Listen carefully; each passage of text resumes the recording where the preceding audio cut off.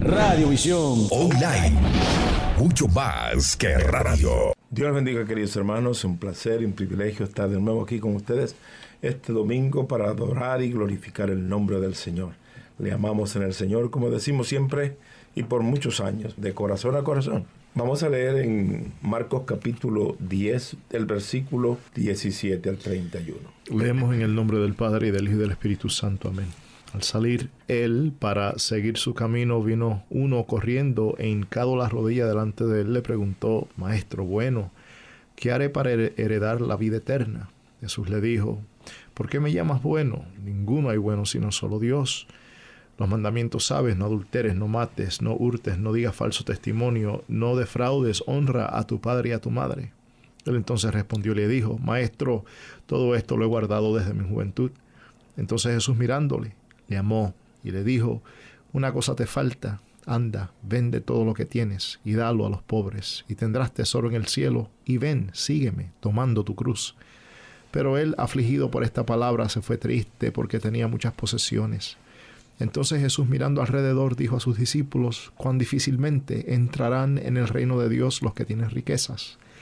Los discípulos se asombraron de sus palabras, pero Jesús respondió, volvió a decirles: hijos, cuán difícil le es entrar en el reino de Dios a los que confían en las riquezas. Más fácil es pasar un camello por el ojo de una aguja que entrar un rico en el reino de Dios. Ellos se asombraban aún más, diciendo entre sí: ¿quién pues podrá ser salvo? Entonces Jesús, mirándolos, les dijo: para los hombres es imposible, mas no para Dios, porque todas las cosas son posibles para Dios. Entonces Pedro comenzó a decirle: he aquí, nosotros lo hemos dejado todo y te hemos seguido. Respondió Jesús y le dijo: de cierto os digo que no hay ninguno que haya dejado casa, o hermanos, o hermanas, o padre, o madre, mujer, o hijos, y tierras por causa de mí y del evangelio, que nos reciba 100 veces más ahora en este siglo. Casas, hermanos, hermanas, madres, hijos y tierras con persecuciones, y en los siglos venideros la vida eterna. Pero muchos primeros serán postreros, y los postreros primeros. En Hebreos capítulo 4, versículo 12 en el siguiente, dice: porque la palabra de Dios es viva y eficaz, y más cortante que toda espada de dos filos, y penetra hasta partir el alma y el espíritu, las coyunturas y los tuétanos, y discierne los pensamientos y las intenciones del corazón. Y no hay cosas creadas que no sea manifiesta en su presencia. Antes bien, todas las cosas están desnudas y abiertas a los ojos de aquel a quien tenemos que dar cuenta. Por tanto, teniendo un gran sumo sacerdote que traspasó los cielos, Jesús, el Hijo de Dios, retengamos nuestra profesión, porque no tenemos un sumo sacerdote que no pueda compadecerse de nuestras debilidades, sino uno que fue tentado en todo según nuestra semejanza, pero así sin pecar. Acerquémonos pues confiadamente al trono de la gracia, para alcanzar la misericordia y hallar gracia para el oportuno socorro. Gloria al Señor. Damos gracias al Señor por esas preciosas palabras que nos inspira a poder nosotros tocar. Hay algo muy importante que nos llama la atención aquí acerca del joven rico. Lo que me impactó a mí, primeramente, él viene con su manera de manipular o de tomar la atención o ser una persona agraciada, una persona que ha cumplido todas las cosas, y prácticamente está mostrando como una persona religiosa que quiere mostrar su religión o quiere mostrar todas las cosas y sus dinámicas para poder tomar la atención del Señor y también ante el público que se encuentra. Y entonces viene con su muy buena palabra, dice maestro bueno, y entonces le dice: pero un momentico, no hay ninguno bueno. Y es tremendo cuando dice el Señor no hay ninguno bueno. Entonces está poniéndose ahí en la parte como humano, como hombre, el mismo Señor, pero que también estaba diciendo el único bueno es Dios. Entonces toma él su posición que él debe de actuar. Entonces el Señor sigue su conversación con él. Le dice, una cosa, has cumplido los mandamientos. Y entonces le dice, bueno, no adulterarás, no matarás, no hurtarás, no dirás falso testimonio y no defraudarás, y honra a tu padre y tu madre. Entonces le dice, todas estas cosas las he cumplido desde mi juventud. Pero lo bueno que es ver el Señor que dice, entonces Jesús mirándole le amó. Es decir, cuando dice mirándole, parece que el Señor traspasó las palabras que dice el hebreo. Traspasó y fue a lo profundo del corazón y discernió y vio exactamente todo lo que era. Y en sí había cumplido todo. Y el Señor dice, lo amó. Él le amó ese momento de saber que alguien había cumplido todas las cosas, que no era falsedad lo que él estaba poniendo, sino lo amó. Entonces le dijo, wow, qué tremendo. Voy entonces a hacerle una oferta. Y la oferta que voy a darle es que me siga, porque veo de que tiene ese espíritu de trabajar y de hacer la voluntad de Dios. Pero yo creo que había algo más allá que a lo mejor nosotros no vemos. Y dices, ¿hasta dónde? ¿Hasta dónde estamos nosotros dispuestos a dar la vida, nuestra vida por el Señor? Como decías tú hace unos días, decía, ¿hasta dónde? Lo que estaba diciendo de ese, que en los últimos días vamos a tener que tener una fe robusta ante el impacto difícil, comprometedor, avasador, incluso destructor de todo lo que se puede decir caminar en los caminos de Dios bien. Va a querer el enemigo prácticamente confrontarlo. Y si no hay una base, y si no hay el poder, y si no hay el alcance, y si no hay la profundidad de Dios, será bastante difícil. Cuando este joven fue completamente confrontado en su vida de seguir en los caminos de Dios, pues entonces prefirió la riqueza.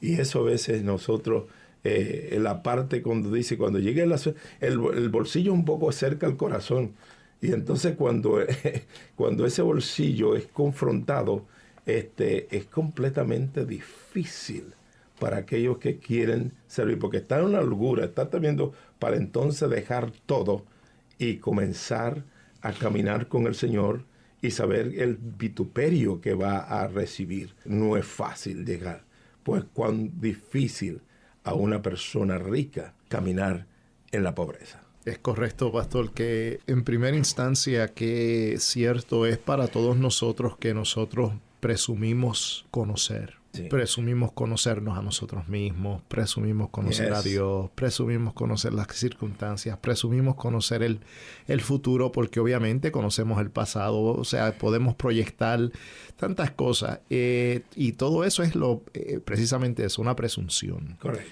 Entonces, si hay algo de lo cual nosotros presumimos es conocer cuál es el costo del discipulado. Nadie conoce el costo del discipulado hasta que uno sienta en uno mismo el antagonismo contra el llamado.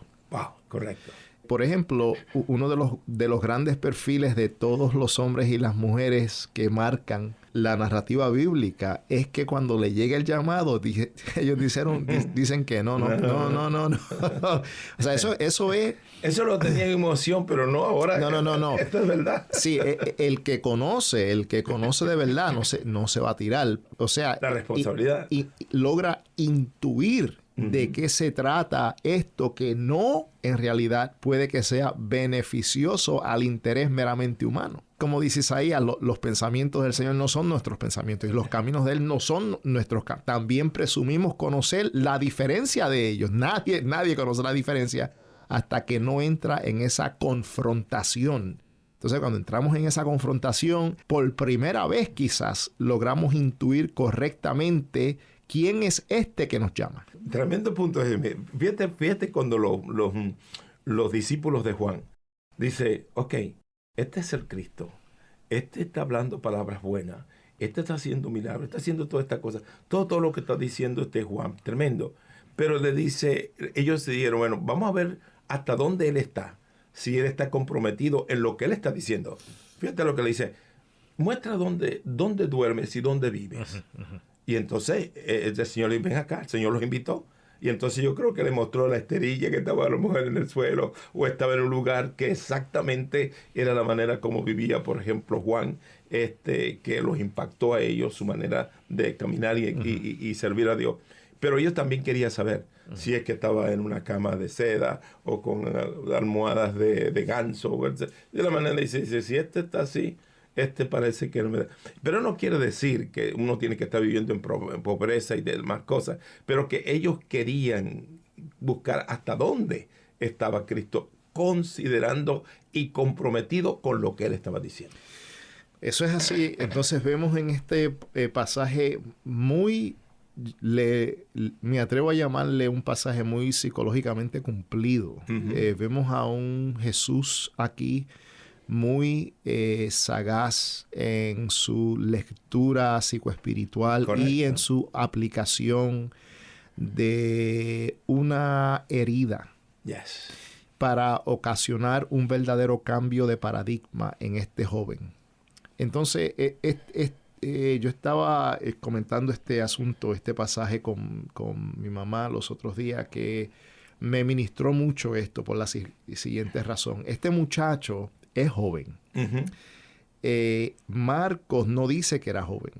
El que lo dice es Mateos. Pero el chamaquito es joven por la siguiente razón. Cuando él apela a Jesús, como usted subrayó al principio, él quiere asegurar un asesoramiento favorable a su persona. Entonces, él usa una palabra muy, muy clave en lo que concierne el entendimiento de la teología judaica. Él dice bueno. Bueno.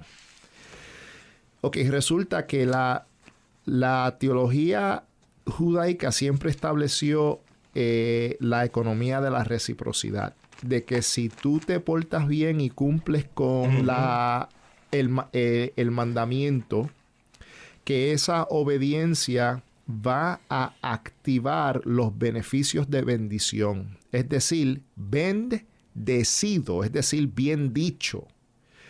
Entonces, esta teología de la bondad meritoria es algo que quizás este muchacho ya había logrado perfeccionar, porque tras su buen comportamiento, él sí ha ganado los beneficios de esa obediencia.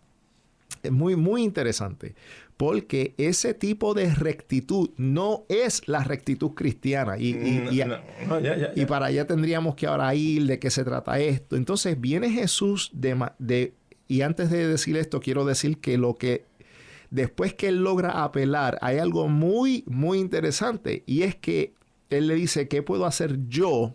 Que yo puedo hacer para heredar. La herencia usualmente no se entiende en el contexto de hacer, sino en el contexto de merecer, porque es un asunto de relaciones, de la economía de las relaciones, etc. Entonces, lo que él quiere es vida eterna. Entonces, esto a mí me llama mucho la atención, porque, por ejemplo, si yo tengo $1,000,000, ¿por qué no vivir para siempre? Sí, exacto. Si yo soy un multimillonario, ¿por qué yo no quisiera extender lo que ya conozco ad infinitum? Sin parar. Entonces, ¿qué sucede? Que hay una diferencia radical entre la vida eterna y la inmortalidad. Las dos no son iguales. No son. La inmortalidad le pertenece más a los vampiros, es más mitológico que la realidad de la vida eterna. Para entender lo que es la vida eterna, tendríamos que primero entender qué quiere decir el Señor con el reino de Dios. Por esta razón, el Señor no le da una contestación para su pregunta de la vida eterna, sino que le responde con el reino de Dios. Correcto. Entonces, esto a mí me motiva mucho, porque quizás no es Lucas quien de los escritores es el que va a tratar de manera muy íntima el tema de la ética financiera. Pero ya tenemos un la aquí, porque cuando el Señor le contesta la pregunta con lo siguiente: ¿por qué me llamas bueno? Nadie es bueno sino solo Dios. Pues ya ahí entramos en algo muy misterioso, porque nosotros conocemos que Jesucristo a lo largo de su ministerio a Dios le llama Abba. Pero esto es uno de esos casos muy minúsculos en la cual vemos a Jesús hacer la referencia de Dios, no Padre. Entonces eso a mí me hace pensar, pastor, que cuando nosotros entendemos lo que es bondad en la economía de Dios, la referencia es trinitaria. Y que en la vida trinitaria la bondad se conoce tras la siguiente respuesta. Pregunta, mejor dicho, ¿bondad para qué o para quién? Entonces, en ese sentido, la bondad del Padre es para el Hijo. La bondad del Hijo es para el Padre. La bondad del Espíritu Santo es para la permanencia de comunión entre Padre y Hijo. Es decir, es una bondad comunitaria. Y la bondad que tiene este muchacho en mente puede que no sea comunitaria, puede que sea individual. Entonces ya vemos al Señor usando la espada de división para ocasionar en este muchacho quizás el primer acto de desobediencia. Porque si el Señor, en otras palabras, el Señor le dice, bueno, si lo que tú quieres es lograr llegar tras tu capacidad, pues no hay problema. Esta es la entrada. Comparte tus bienes y ven y sígueme. Exacto. Entonces quizás esta es la primera instancia en la vida de este muchacho donde él se encuentra en este gran reto donde él no puede obedecer para lograr cumplir su deseo. Es algo tremendo. Tremendo. Pero yo creo que el Señor está tratando yo creo que le está diciendo, bueno, esta palabra es un poquito más profundo. Tú estás hablando acerca del reposo. Porque el Señor le dice ya. Y el asunto del reposo, pues mira, aquí cuando Dios hizo todas las cosas, Él llegó y dijo, y reposó Dios. Y cuiden ustedes de que cuidarme este día para mí, que tiene un simbolismo tremendo, poderoso, que descanso en las manos de lo que yo hice. Pero entonces va más allá donde le pide al pueblo para que viva, para poder entrar en el reposo del Señor. Y entonces ellos con todo eso, para donde Dios le mostró y le mostró todo, ellos no entendieron la palabra que sobre el reposo, sobre el asunto de estar en la presencia del Señor y entrar para vivir para Dios y vivir con Él por toda una eternidad, sino que prácticamente ellos se movieron más que todo en todo lo que estaban viviendo alrededor, vieron todo el asunto del mundo y todo el mundo lo que querían eran las cosas naturales y las cosas del mundo y no había ningún tipo de interés de las cosas que Dios había traído. Y cuando llegó el momento que Josué los iba a llevar allá, ni incluso hasta eso no llegaron a cumplir. Pero gracias a Dios que ellos no entraron a ese reposo, porque si ellos entran en ese reposo, nosotros entonces no tuviésemos oportunidad para el reposo que nosotros tenemos con el Señor. Él no había entendido la palabra de entrar a la eternidad. Y entonces el Señor dice, y ahora queda un solo día de reposo, y fue extendido para todo el mundo para que pueda tener la oportunidad de poder reposar en Dios. Él no entendía esa palabra, de poder descansar en lo que el Señor había comenzado y lo que estaba haciendo cuando su hijo alcanzara y pusiera todo en orden para que todo el mundo reposara en el nombre del Señor. Es tremendo esto. Pero a mí me llama la atención ese punto, pastor, porque me hace pensar en, por ejemplo, el reposo del hombre y el reposo de Dios. Exacto. Entonces, Dios le quería decir, el reposo mío es que tiene que tú buscar. Pero precisamente ese es el problema para este muchacho, porque estaba muy, muy cómodo en el reposo del hombre. Exacto. O sea, uno tendría que abandonar uno. Entonces, no solamente eso, sino que para llegar al cumplimiento del reposo del Señor, primero hay que entrar en la vía cruciforme. Correcto. O sea, que verdaderamente este muchacho tendría que abandonar no solamente lo que tiene, sino su pseudo identidad. Porque eso es otra cosa de este pasaje. Todo. Sí, que el muchacho no se está dando cuenta que lo que él tiene de por sí no es él, sino sus posesiones. Exacto. Entonces el Señor es menester que nosotros entendamos la diferenciación entre ser y poseer. Que eso también es algo que se entiende en el contexto de la diferenciación entre ser y hacer. Que ya lo vemos aquí también con él, porque él sabe que para prolongar el ser que él logra asir tras la permanencia de sus posesiones, él tiene que permanecer poseyendo. Exacto. Entonces, y manteniéndola. Correcto. Entonces, la tregua aquí para él es, entiendo que con lo que tú tienes, tú llegas a ti de manera cómoda, pero podrías tú permanecer siendo tú sin tener. Exacto. Eso es algo muy difícil. Que lo dijo Cristo. Qué difícil es para que un hombre... Exactamente. Qué difícil es para que un hombre pueda entrar al reino de los cielos por el asunto de las riquezas de este mundo. Pero entonces cuando viene y sale esa manera, dicen los discípulos, pero ¿quién puede ser salvo? Entonces dice, esto es por fe. Esto es porque ustedes tienen que entender de que no es acerca de las cosas que son materialmente, sino las cosas que yo he creado para darles a ustedes el eterno reposo que ustedes necesitan. Pero ese tema, pastor, si se me permite rapidito, ese tema, yo lo digo, me apasiono por este tema, precisamente por el ministerio de Mami Ángeles Inadvertidos y por mis experiencias con Elton, porque los sábados nosotros recogemos a Elton. Este es el día de reposo para Elton. Yes, es el día de reposo también para Elton. Pero ¿qué sucede? Que cuando uno le facilita el reposo al otro, uno logra reposando. También. Eso es algo muy comunitario en el sentido más espiritual de esa palabra. Eso a mí me inspira, ¿no? Porque no es fácil ver que somos independientemente de lo que sepamos, hagamos o poseamos. Eso no es fácil verlo. Entonces, si algo nosotros hemos aprendido, cuando mi hijo o mi hija, quote unquote, no está produciendo lo que los valores del hombre como tal tienen como algo que premia el verdadero cumplimiento existencial, ¿quién es entonces mi hijo o mi hija? Es una pregunta de identidad, como lo dice el Señor, no como lo dice el hombre.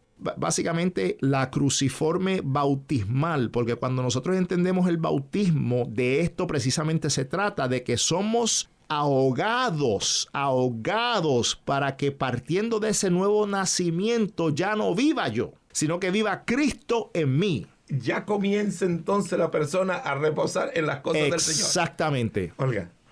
Quiere decir entonces que este joven, adorando a Mamón, quiere entrar en el reino de Dios. O sin adorarlo. Pero quiere entrar con todas esas... Correcto, cosas, correcto. No quiere desprender su corazón, que es lo que el Señor, yo veo que el Señor está tratando que él haga aquí, desprender su corazón de la riqueza. Tremendo ese punto. Y el Señor mismo le dice, qué difícil es. Dice, cuán difícil es entrar en el reino de Dios los que confían en la riqueza. Ahora, vamos a hacer un paréntesis ahí, porque prácticamente también se ha llegado a coger doctrinalmente, incluso dentro del mundo de movimiento pentecostal y movimientos carismáticos, que prácticamente llegan a sancionar la riqueza como si fuera algo que no debemos de tener. Entonces, dañamos lo que el Señor quería decir en esto. Y una de las cosas que, por ejemplo, dice, y su muerte fue con los millonarios, o su muerte fue con los ricos. Pero quiere decir que Dios tiene participación con estas personas que tienen la finanza para que cooperen también dentro en el desarrollo para poder llevar a cabo el Evangelio. Y cuando Cristo recogía de dinero, era para poder ayudar en su ministerio. Y habían gente pudientes que estaban con él y ayudaban para desarrollar. Y entonces a veces uno llega a desarrollar infraestructura donde va a beneficiar al mismo pueblo, que van a tener ellos las facilidades de tener los bienes y las demás cosas, pues entonces prácticamente llegan a decir, no, nosotros no nos vamos a meter ahí porque eso no es el campo que nosotros tenemos que... Mire, nosotros todavía no estamos en el cielo, estamos aquí en la tierra, y todo es a base de la finanza y todo. Ahora, el Señor está hablando aquí bien claro y específico que confíe en la riqueza. pero las riquezas son necesarias para nosotros poder desarrollar las cosas que necesitamos establecer para la honra y la gloria de Dios. Quiero coger este punto porque a veces se malentiende. Y cuando yo comencé hace unos 53 años, esto era una cosa que era un problema. Y entonces, y fue uno de los problemas que se desarrolló después en el pueblo de cuando los discípulos, todo el mundo comenzó a dar dinero, por ejemplo, y llegaban y daban sus fincas y daban sus cosas para llevar a cabo el evangelio, porque ya el Señor venía. Y entró entonces una crisis tremenda económica dentro de los discípulos y dentro de todos aquellos para poder entonces sostener. Incluso también tuvieron un problema cuando vinieron y trajeron todos los beneficios, y entonces cuando vino el momento de repartir, entonces solamente le repartían a las mujeres que eran judías, darle mejores repartimientos que a las otras que venían. Entonces se formó una situación ahí que vamos a ser nosotros honestos y sinceros. No, Dios nos dio a nosotros la oportunidad de poder desarrollar infraestructuras que beneficien al pueblo para seguir hacia adelante. Es un tema muy, muy difícil. Sí, bastante, correcto. En mi opinión. Uh-huh. Entre otras cosas, por esta razón. Las personas que, siendo pobre, entienden lo que es ser diferenciado de la pobreza para que no suplanten su ser, su identidad con la pobreza. Por ejemplo, si uno le pregunta a una persona que carece de finanzas, ¿cuál es la tasa de sus recursos financieros? Muchos de ellos van a decir, que no entiendo lo que me dices, que si soy rico o soy pobre. No, soy pobre. Pero la pregunta no está hablando del ser, está hablando de lo que uno posee, de cuáles son los recursos en el portafolio de uno. De igual manera, no he conocido a un rico que teniendo rico sepa diferenciar su ser de lo que posee, de sus riquezas. Entonces eso me hace pensar que la enfermedad de espíritu es algo tan radical, nos hace a nosotros incapaz de estar en ese reposo o en las pobrezas o en la riqueza. Por ejemplo, en la historia del pueblo de Israel, nunca jamás el pueblo fue tan absurdamente contrario a Dios como lo fue en el momento de sus riquezas. Sí, correcto. Entonces yo encuentro en este sentido al rey David muy consciente cuando él dice, no te pido ni mucha riqueza, ni te pido mucha pobreza. Es decir, ese punto que quería llegar. Sí, yo tengo una sospecha de mí mismo, que yo no voy a saber actuar, ni voy a poder permanecer ni en un lugar ni en el otro. Uh-huh. Entonces, eso es lo que yo encuentro que no es difícil de lograr entender, que el Señor pide de nosotros suficiente concientización para permanecer diferenciado de una cosa o de la otra. Esto se ve mucho en el malentendimiento de muchos creyentes que continúan queriendo seguir al Señor, orando, ayunando y obedeciendo por las provisiones de Dios, y se olvidan de que Dios es en sí mismo la provisión. Correcto. Aparte de lo que Dios pueda dar. Exacto. Entonces, esto es un tema que es muy, para mí, nos llama a ese tipo de capitulización. Uh-huh. De ese examen de conciencia. ¿Podré yo permanecer siendo yo, no teniendo o teniendo? Eso es un tema que a mí me fascina. Exacto. Ciertas personas que tienen el privilegio de poder tener los bienes, fíjate eso, y se le repartió a cada uno de la gente las tierras que ellos tenían. Ellos tenían que sembrar esto, tenían que hacer esto, tenían que hacer lo otro. Y a la larga Dios les decía las maneras como ellos tenían que comportarse. Tenían que dejarle también a los pobres, tenían que hacer esto. Pero que cada uno tenía un oficio. Pero cuando llegó el momento de que los que administran, los que tienen que estar al frente del Señor, le digo, yo seré tu herencia. Uh-huh. Yo seré lo que tú necesitas. Uh-huh. Yo soy el que voy a suplir en todo lo que tú necesitas. Uh-huh. Hay un nivel, para mí, lo he entendido de esta manera y lo he aceptado de la misma manera como lo hizo Pablo. Yo he tenido el privilegio de no tener como también tener, pero yo prosigo el blanco porque para esto Dios me llamó, para yo servir a Dios incondicionalmente. Pablo estaba claro en esto. Uh-huh. Dios le estaba diciendo al pueblo, mira, ustedes los levitas, ustedes van a tener que estar al frente viviendo de esta manera, ellos van a suplirles a ustedes. Y fíjate el asunto, cuando el pueblo buscaba y vivía para Dios, entonces ellos vivían en abundancia. Pero cuando el pueblo se apartaba de los países, entonces lo que sufrían prácticamente eran los mismos sacerdotes, porque no había los recursos, se habían apartado. Hay un punto muy importante de que Dios, aquellos que llama, tienen que conformarse en lo que Dios va a determinar. Si es mucho, es poco, lo que sea.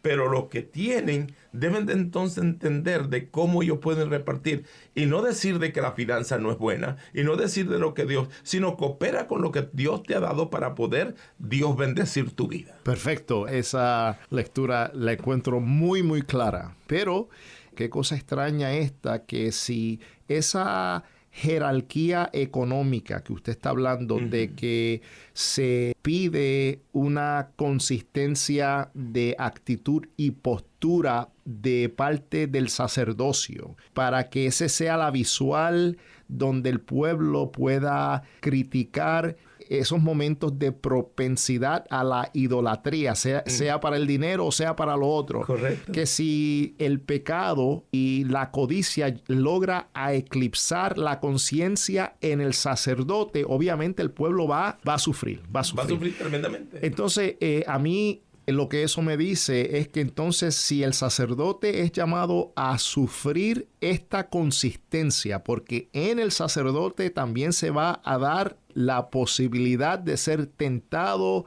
a lo mismo que el pueblo es tentado, pues entonces eso me dice que esa es la enseñanza que el sacerdote tiene que administrar a la misma vez, de que el sacerdote entiende no solamente cuál es el verdadero pedido de Dios, sino que quién es Dios. Exacto. ¿Quién es Dios? Llegar ahí es llegar a un tipo de concientización, le podría llamar altura de entendimiento, porque ese sería el lugar donde el Señor debería sentirse más reposado con la persona. Quiero añadirle esto a ese comentario. Y es que cuando nosotros hablamos de reposo, nosotros siempre entendemos que nosotros buscamos reposar en Dios. Amén. Yes. Pero deberíamos añadirle a eso que la razón por la cual el reposo se da también es porque desde siempre Dios ha buscado con quién reposar. Exacto. Es de allá para acá también. ¿Quién va a llevar a reposar? Entonces, cuando nosotros vemos la persona de Jesucristo, cuando en el bautismo se oye al Padre audiblemente decirle, este es mi Hijo amado, en Él tengo complacencia. Correcto, yes. Es decir, finalmente logro encontrar en la tierra ese con quien y en quien yo encuentro reposo. Entonces, esto a mí me llama mucho la atención porque nosotros entendemos que nosotros somos infinitamente beneficiados por la gracia de Dios, pero nadie se detiene a preguntar si esta verdadera gracia todavía le sigue costando a Dios. Sí, mira, es tremendo ese punto. Sí, mira, esto es algo que... Mira, Omar, a mí el amigo mío y compañero de trabajo y que me aprecia, yo lo aprecio bastante, tremendo. Él llega y me dice, mira Franklin, ahí me regalaron a mí unas tierras ahí, en Florida, pero yo no tengo uso para eso porque lo mío es viajar y llevar el mensaje. Estoy hablando de Eugenio Jiménez, de ir a llevar el mensaje y predicar. Y déjame decirte que el terreno que había era un terreno donde ya había una urbanización y solamente era de construir la casa. Y yo le digo, mira, Eugenio, pero esto tiene dinero. No, yo no necesito eso porque tengo que envolverme en este. Y yo dije, wow. Entonces yo digo, pero para mí yo te decía, bueno, esto es una tierra, y yo dije, bueno, aquí lo que entonces yo voy a hacer lo siguiente, voy a coger estas tierras, yo tampoco puedo dar uso sobre esto, voy a venderla y entonces voy a hacer, por ejemplo, un momento de yo tener con la familia y repartir para que los jóvenes, los niños y la familia, pues podamos nosotros gozarnos de esto. Pero lo que me impactó a mí, que habiendo una cosa de tanto valor, es decir, no lo vio tanto valor, sino de que lo expuso y me lo dio en las manos. Yo no necesito esto, utilízalo tú y haz lo que tú quieras con eso. Entonces, me pone a pensar exactamente en la posición que a veces nosotros tenemos estoy hablando como ministro, no estoy hablando con la persona que Dios llama para que pueda mantener el ministerio, sino con la persona que Dios llama al ministerio. de cómo nosotros podemos transar en nuestra vida y decir las mismas palabras como dijo Pablo. Todo lo he obtenido, he llegado a recibir todas las cosas y todo lo tengo dice la palabra por nada, pero dice en el original dice por estiércol, por nada. Entonces, para poder tener la preeminencia de la bendición de tener a Dios en mi vida para hacer la voluntad. Y esto se ve exactamente cuando cuando Pedro y Juan van al templo a orar. Y me impacta esas palabras. Dice, no tengo ni oro ni plata, pero lo que tengo, levántate en el nombre de Jesús. Dios quiere que nosotros entendamos qué es lo que tenemos, qué es lo que necesita el pueblo, qué es lo que necesita la gente, qué es lo que espera la gente de nosotros, los líderes prácticamente. Porque al líder vivir rectamente y directamente para Dios, automáticamente el pueblo se une a tener esa vivencia de vivir para Dios, como lo hicieron ¿cómo se llama? Los discípulos de Juan. Yo quiero saber dónde está, para ver si yo estoy en los mismos caminos. Y entonces ellos entendieron de poder seguir. Es decir, para mí miren lo que dice aquí entonces, porque el Señor quiere hacerle claro a ellos. Le dice, entonces Pedro comenzó a decirle, he aquí,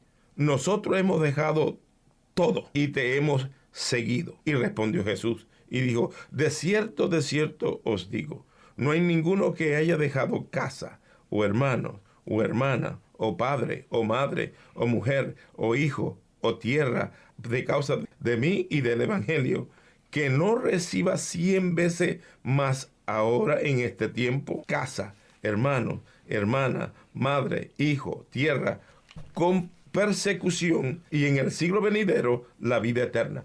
Cristo le está haciendo bien claro ahí. No es que yo estoy descartando esto, pero le estoy diciendo que Dios está interesado de que estemos desasociados completamente de las cosas de este mundo o la riqueza, pero que Dios nos está dando la oportunidad de nosotros desarrollar todo lo que nosotros podamos hacer para el reino de Dios. Wow, sí, no, es algo que me atrevo a decir que cuando nosotros llegamos a conocer la caridad, la dulzura, el cariño del Señor,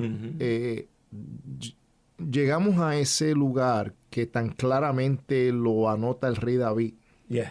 Que deberíamos quizás tomar como un gran ejemplo de... Ya me gusta ese tópico. Sí, muy tremendo. Un gran ejemplo de lo que significa una... Equalizer.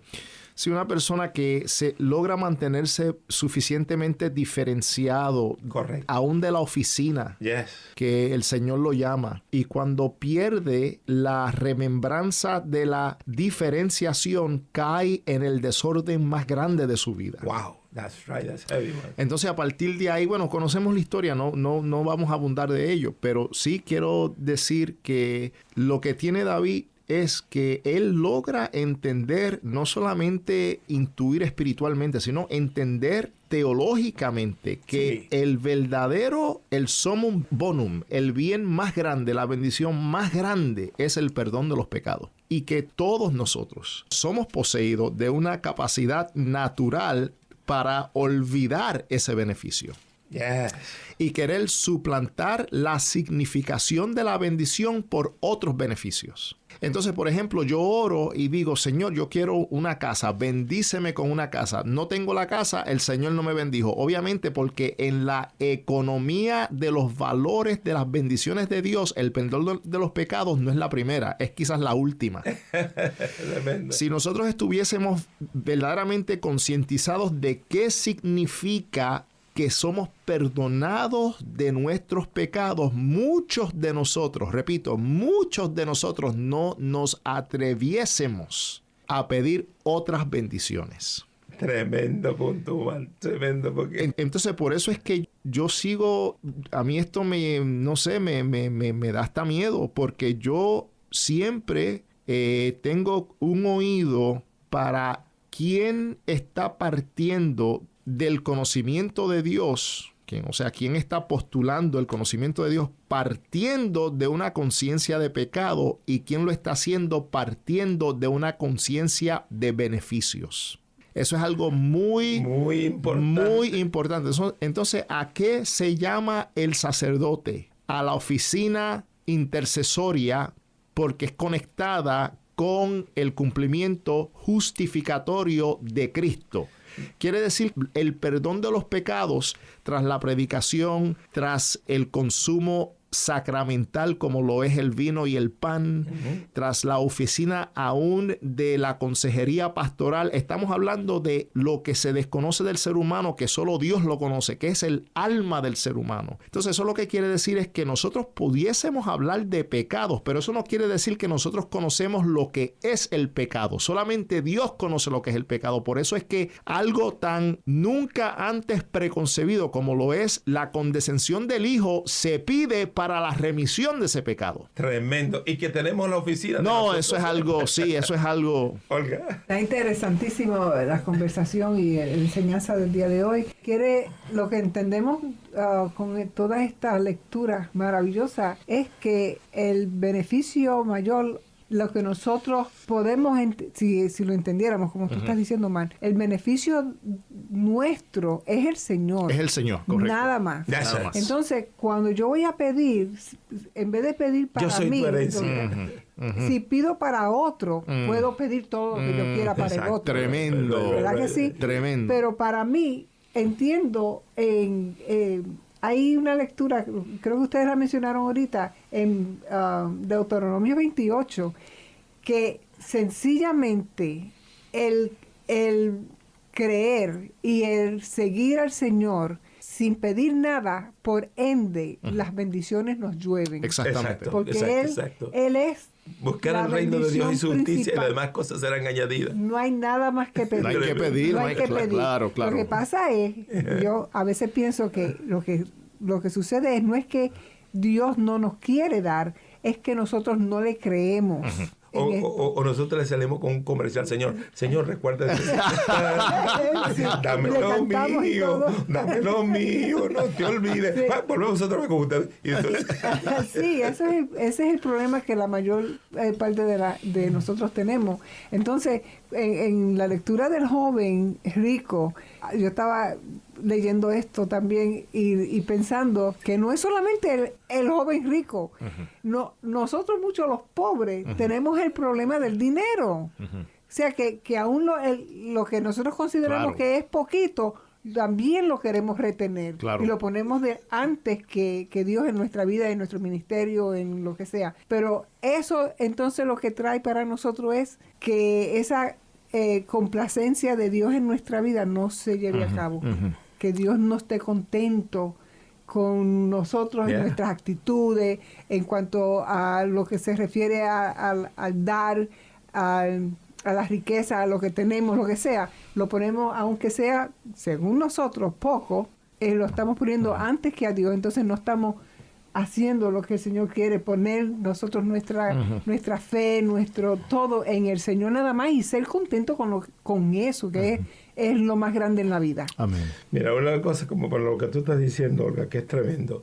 El problema de las 10 vírgenes es tan claro, pero está como tiene, es decir, el subconsciente de cada uno de ellos. Dice que entre las 10, todas cabecearon. Pero lo tremendo es de que dice ahí que las prudentes cogieron aceite alrededor.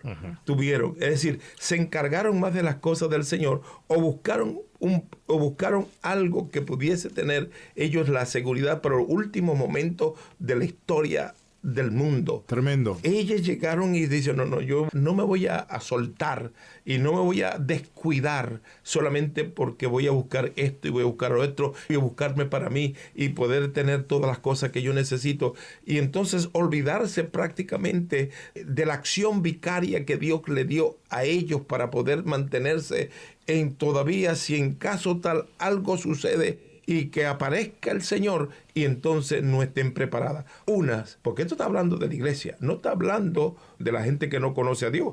Entonces, y ahí está hablando prácticamente la mitad de los mismos creyentes que se quedan por no estar encima de su propia vida espiritual para poder alcanzar gracia y bendición delante de Dios y entonces ser de bendición. No sé qué tiempo nos quede. Un minuto, 2 minutos, pero cierra. No, que ese punto es importantísimo, No, porque dale. de estas 5 vírgenes prudentes pudiésemos nosotros inferir que durante el momento de inconsciencia, no obstante, la luz alumbraba. Exactamente. Mientras que las otras, hay un momento de inconsciencia que viene a tomar posesión de su identidad. Y eso hay que tener muchísimo cuidado y hay que permanecer, que es como dice Juan en capítulo 15, permanecer en mí como yo permanezco en vosotros. No desasociarnos de él, Correcto. no deshacernos del servicio que tenemos que hacer. El tiempo se nos acaba. Gracias, Roberto, por darnos esta oportunidad y el Señor pueda bendecir a cada uno de los que nos han oído en el día de hoy. El Señor les bendiga. Hablo por ustedes, su hermano Franklin Simpson. Omar Ortiz. Olga Torres Simpson. Este video llega a ustedes como una cortesía de Radiovisión Cristiana Internacional y el pasado programa. Si le interesa saber más información de la pasada administración, visite la descripción al final del video. Y no se olvide suscribirse, darle me gusta y compartir.